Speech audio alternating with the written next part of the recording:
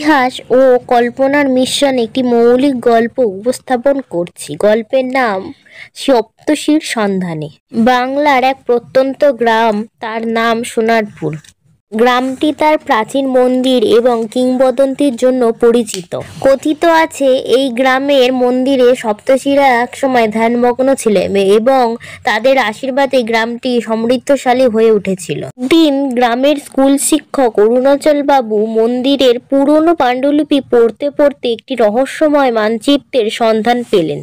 মানচিত্রে ইঙ্গিত ছিল সপ্তর্ষিদের ধ্যানস্থল 7টি স্থানে বিভক্ত, যা বাংলার বিভিন্ন জায়গায় অবস্থিত। অরুণাচল বাবু সিদ্ধান্ত নিলেন যে এই স্থানগুলোর সন্ধানে বার হবেন এবং তাদের ইতিহাস উদ্ঘাটন করবেন। প্রথম গন্তব্য ছিল সুন্দরবনের গভীরে লুকিয়ে থাকা অগ্নিকুণ্ড।